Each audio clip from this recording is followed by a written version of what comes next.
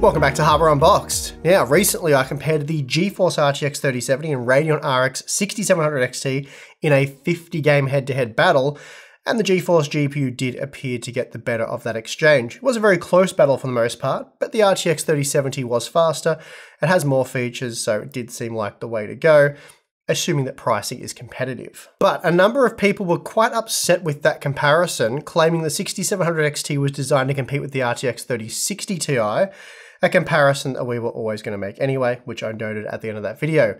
Technically speaking, however, the 6700 XT is priced closer to the RTX 3070, at least based on the MSRP.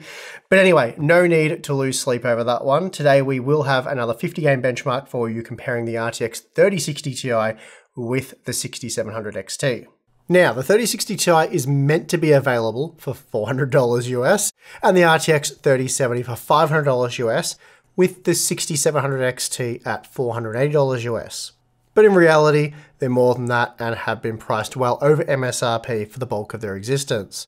The RTX 3070 is more like $750 US at the moment, which is quite a discount over what it's been selling for previously, while the 6700 XT is down to $600. So a 25% price premium there for the GeForce GPU, and that's quite steep, and a bit hard to justify in my opinion, even with the aid of DLSS and much better ray tracing performance.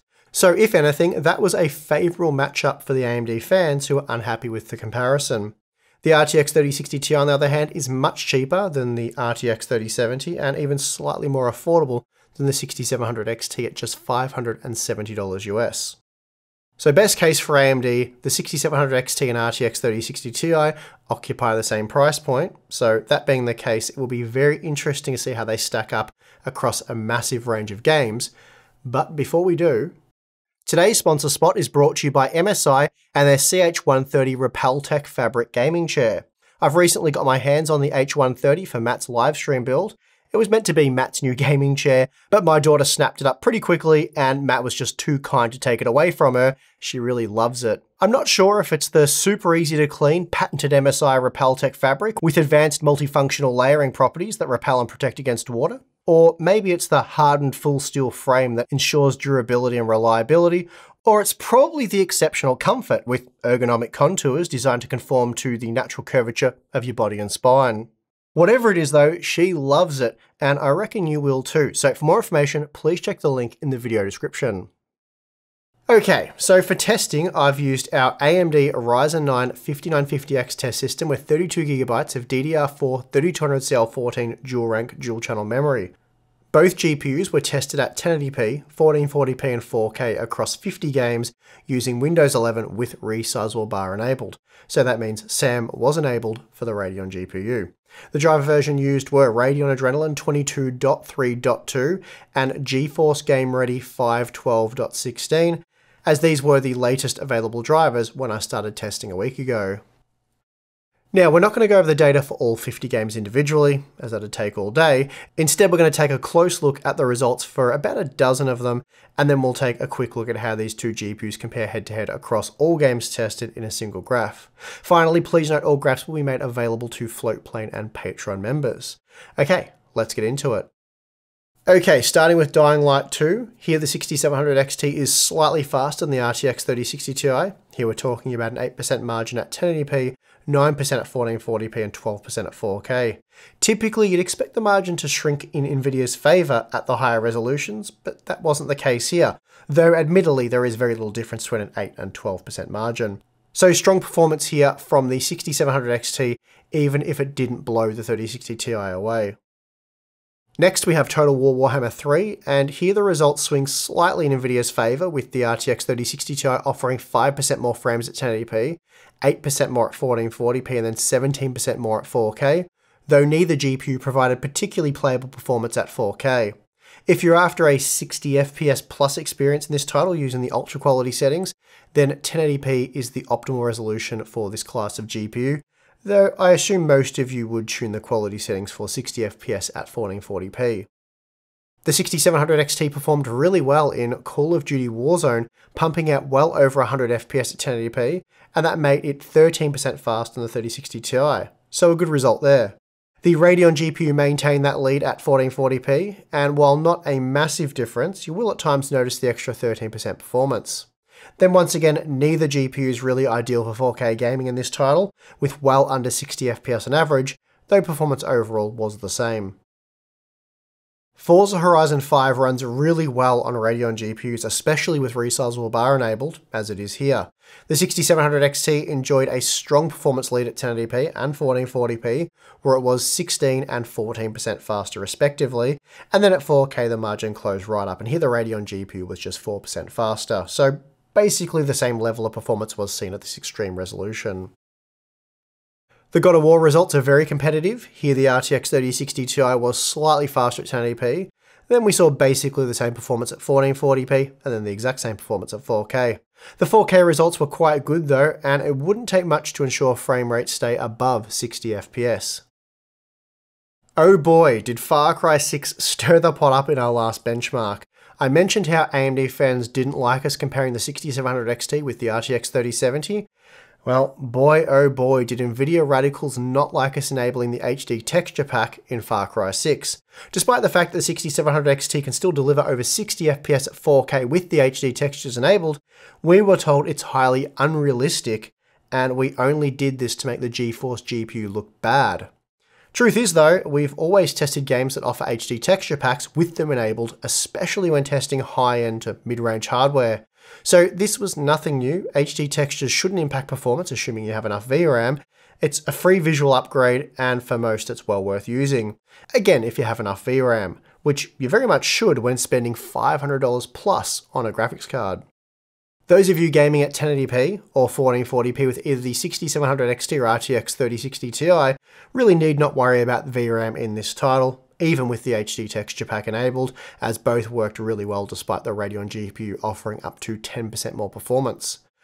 Rather, it's the 4K data that's a problem for Nvidia, as here the 3060 Ti was unable to deliver playable performance, while the 6700 XT sailed along quite nicely without any issues thanks to that larger 12GB VRAM buffer, which in our opinion should be the bare minimum at this price point. And bizarrely, Nvidia's slower RTX 3060, so the non-Ti version, that does pack a 12GB VRAM buffer, so go figure.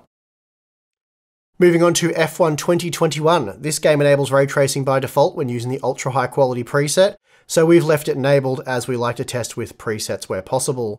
This saw both GPUs render 116 FPS on average at 1080p, but at 1440p the RTX 3060 Ti edged ahead by an 8% margin, and then took a rather commanding lead at 4K as it was 14% faster. Ideally though, you will want to lower the visual quality settings here to boost frame rates, but if you were to keep ray tracing enabled, the GeForce GPU will reign supreme. Metro Exodus Enhanced is another title that enables ray tracing by default. In fact, in this example it can't be disabled at all, as RT hardware support is required to launch the enhanced version of the game. This is a bad title for AMD, with the RTX 3060 Ti dominating the 6700 XT, offering 27% more performance at 1080p, 31% more at 1440p, and then 40% more at 4K, though neither GPU was suitable at this resolution. Moving on, we have Rainbow Six Siege Extraction, and performance here is very similar. The 6700 XT was slightly faster at 1080p, then we see basically identical performance at 1440p, and at 4K, the 3060 Ti just nudged ahead, though performance overall was much the same. Frame rates in Apex Legends were also very similar, though the RTX 3060 Ti did provide the best performance at all three tested resolutions. That said, we're only talking about a 4% difference at 1080p and 1440p, with a 6% margin seen at 4K. The second last game that we're going to look at is Fortnite, and Chapter 3 Season 2 was recently released, and with it a number of performance-related issues. That said, the game now appears to be in a pretty good spot in terms of performance, though Radeon owners will want to make sure they're running the game in the DX12 mode, as it's basically broken using DX11. Typically, Fortnite gamers will want to opt for medium-level quality settings for that competitive advantage, but doing so for a GPU comparison makes it more of a CPU benchmark, and also scaling for Radeon and GeForce GPUs is quite similar in this title. The 6700 XT did provide noticeably better frame time performance though, with the latest update, and this was particularly evident at 1080p. That said, even at 1440p, the 1% lows were 25% higher using the 6700 XT, which is quite a significant margin. But by the time we reached the 4K resolution, any and all performance differences were neutralised. The last game I'm going to look at the data for is Cyberpunk 2077, and this is another competitive title for the RTX 3060 Ti and 6700 XT. The Radeon GPU was a whisker faster at 1080p and 1440p, but the margins really aren't worth getting excited over. Basically, performance was the same, as you won't be able to tell the difference between 87 and 91 FPS. So, based on the dozen or so games that we just looked at, the RTX 3060 Ti and 6700 XT appear to be extremely close in terms of performance. There were a few titles here and there that did heavily favour one over the other, but I think for the most part the performance did appear very similar. Still, I did spend quite a lot of time testing 50 games, so let's go check out all of that data. Starting with the 1080p data, we see that the RTX 3060 Ti was just 2% slower on average across the 50 games tested. The big wins for Nvidia came in the form of Metro Exodus Enhanced Edition, PlayerUnknown's Battlegrounds, Warhammer Vermintide 2, War Thunder, and Resident Evil Village. For AMD, the 6700 XT was most dominant in Sniper Elite 4, Assassin's Creed Valhalla, Horizon Zero Dawn, Borderlands 3, Forza Horizon 5, Warzone, and The Division 2. Moving to 1440p, we found a tie between the 6700 XT and RTX 3060 Ti, and of course that isn't to say they delivered the same performance in all titles, it just means the margins overall balanced out. Of the 50 games tested, the margin was less than 10% in either direction for 39 of them. Then for 22 of the games tested, the margin was 5% or less, which we deem a tie.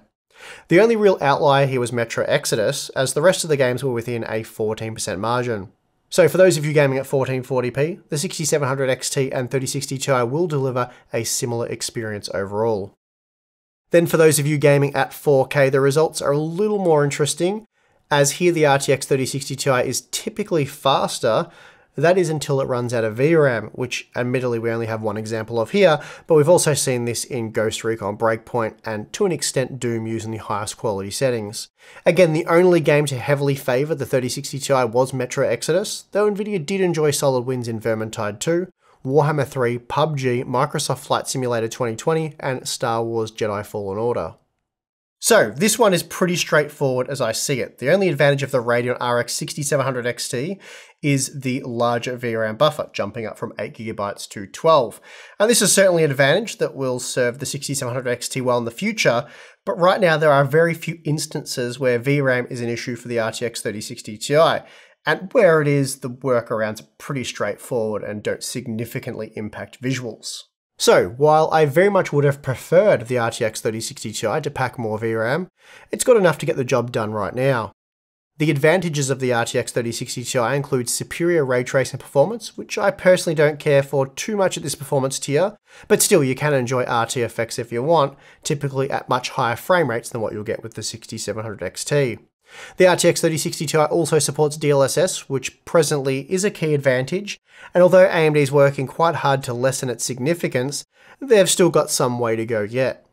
So it is possible that DLSS won't be a critical feature in a few years' time, but we never like to heavily weigh our recommendations on what could be, rather we prefer to focus on the here and now, and right now DLSS is a strong selling point of RTX GPUs.